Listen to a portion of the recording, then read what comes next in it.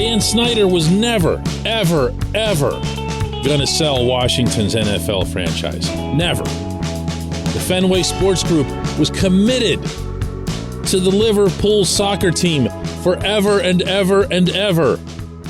Both are currently for sale. Everything's always for sale. Good morning to you. Good Thursday morning. I'm Dejan Kovacevic of DK Pittsburgh Sports. This is Daily Shot of Pirates. It comes your way bright and early every weekday if you're into football and or hockey. I also offer daily shots of Steelers and Penguins. And the latter happens to be owned by the Fenway Sports Group as of a year ago. And even that was seen as kind of, well, Mario Lemieux owns the team. He's never going to da-da-da-da-da. And I had spoken to someone associated with the Penguins very, very, very high up in the organization a week before the sale. And they told me the Penguins are not for sale. They're always hearing offers, da-da-da-da-da, all kinds of double talk. But the Penguins are not for sale. A week later, they were actually sold. So what does it mean? And you knew this is where I was heading here. When Bob Nutting repeatedly says not only that the Pirates are for sale, but that he plans to keep them in the family the way he was brought into Pirates ownership. Ogden Nutting was the one that put up the first few $1 million back in the 90s. Eventually, Bob Nutting became the controlling owner over Kevin McClatchy by buying up all kinds of minority shares and then eventually buying out McClatchy's. But that was 2007 when Nutting took over as controlling owner. Now, it's obviously 15 years later. Out of those 15 years, I don't need to tell you, there have only been 4 winning seasons, only 3 appearances in the playoffs, all of that occurring in a single cluster between 2013 and 16. And for the most part, all that's really happened to Nutting, well, 2 things. One, his name got dragged through the mud in a way that I don't know any other person in the Pittsburgh region can even compare. Like, I don't know that there's anybody who's been more hated in this city and across Western Pennsylvania than this man. Whether you feel it's deserved or not, I'm just getting into, what I perceive as being the truth in that regard. And the other is that, well, he's potentially gotten himself a whole lot richer, because if and when he ever does sell, all you have to do is look around at these prices. All you have to do is look around at recent sales of teams and see that when it comes to Major League Baseball, even the teams that aren't necessarily the ones in the biggest markets and the sexiest settings and everything else, they're still topping $1 billion. That's a billion with a B. This portion of Daily Shot of Pirates is brought to you by our friends at North Shore Tavern. That's directly across Federal Street from PNC Park. It's home of Steak on a Stone, an eating experience, underscoring the word experience. The steak is brought to you partially cooked on an 800-degree stone, and you do the rest. It's a ton of fun, it's a great meal, and it's a baseball atmosphere like no other in Pittsburgh. North Shore Tavern, right across Federal Street from PNC Park. What would it look like? What would it look like? Because someone would have to come to Nutting with a dollar figure that would completely floor him. One thing I'll never accept is that the team isn't for sale.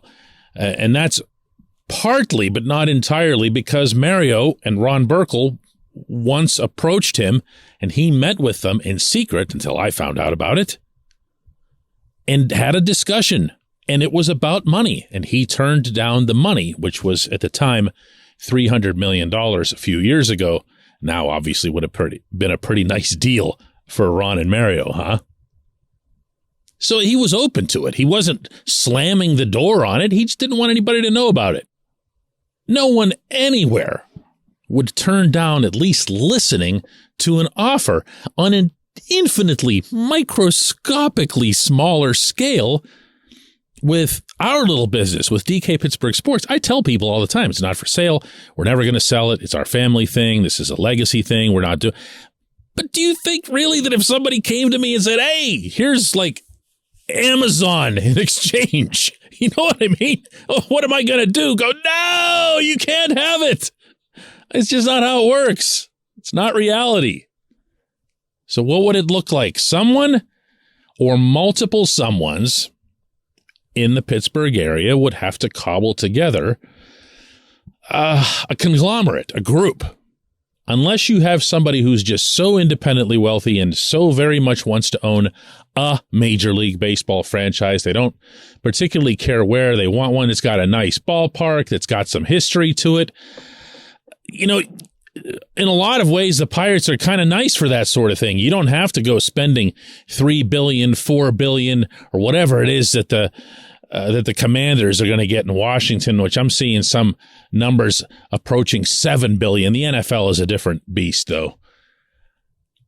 It would take either one phenomenally wealthy individual, and heaven knows we have those in this country, or it would take, and this is way more likely, a group of some sort.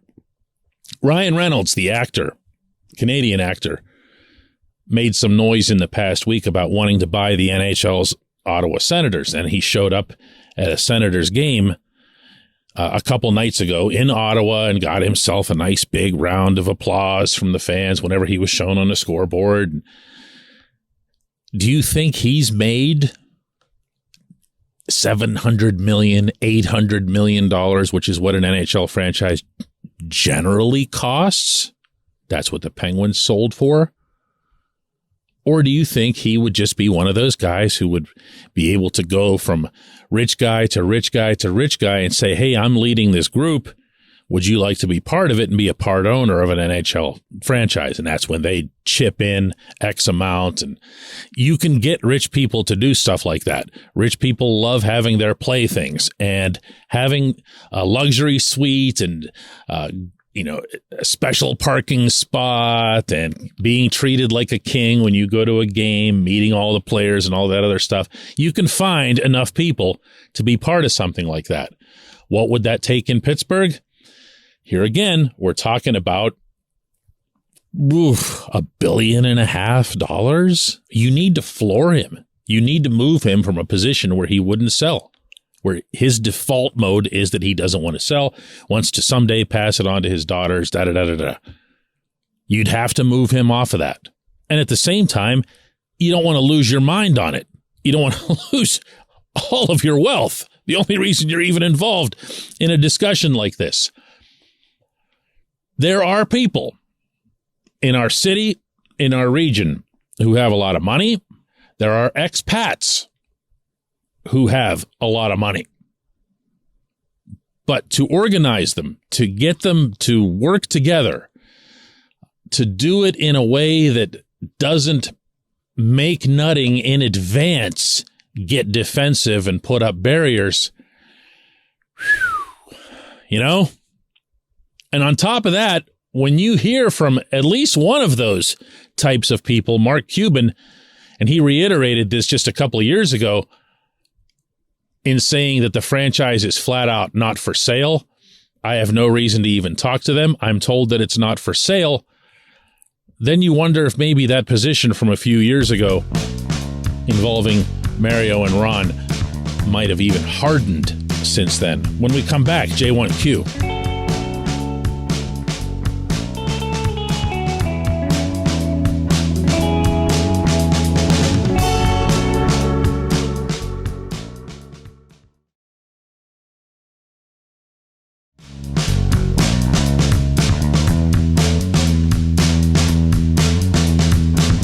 J1Q comes from Tim Hammis, who asks, DK, didn't the Pirates rely on the shift before it got popular during the recent playoff run? Once they weren't innovative, they became a mediocre team at best. Where's the innovation with this new baseball administration?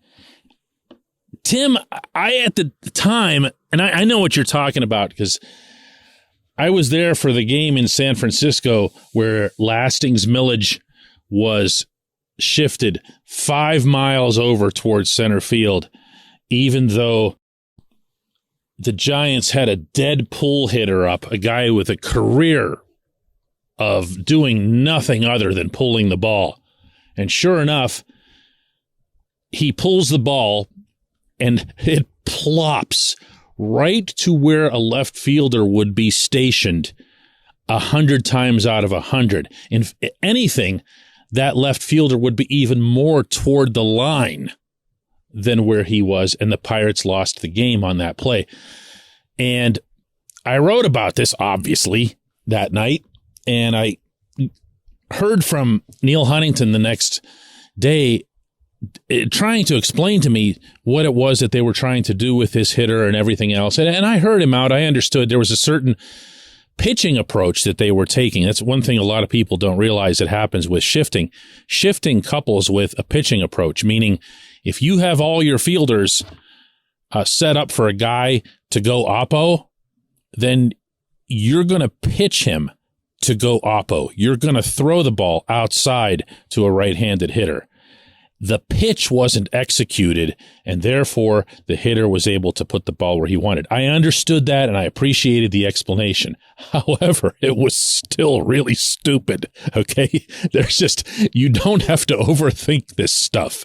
This dude's only ever hit the ball to one part of the park. Go stand there, okay? The Pirates tried to portray themselves as being more innovative than they were, is what I'm saying. They were not the first team to do the shift. They were not the first team in this era to do the shift.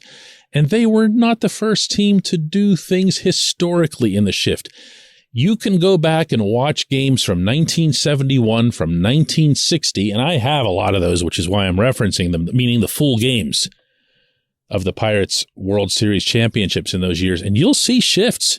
Danny Murtaugh shifted. Chuck Tanner shifted. Chuck talked to me about that before his passing, about the shifting that he did. He just said, we didn't make a big deal out of it, and we didn't point to any analytics. We just said, hey, this guy hits the ball here all the time. Let's slide these people over. That's all shifting is. It's just now got a name and whatever else here. So let's not, first off, overstate how innovative the Pirates were.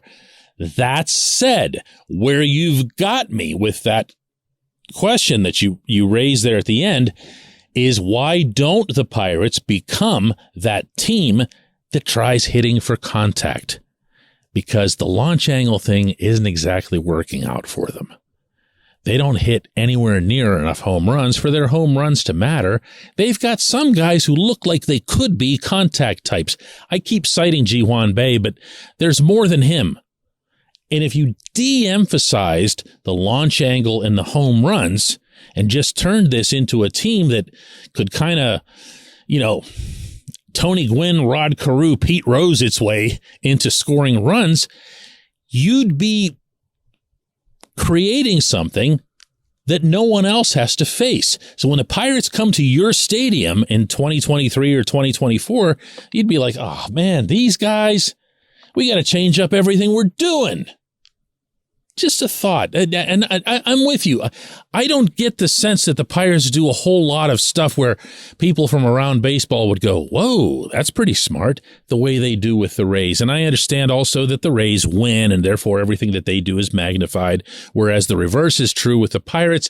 But still, show us on occasion that you're smarter than everyone else, because this team has to be that. It absolutely has to be. I appreciate the question.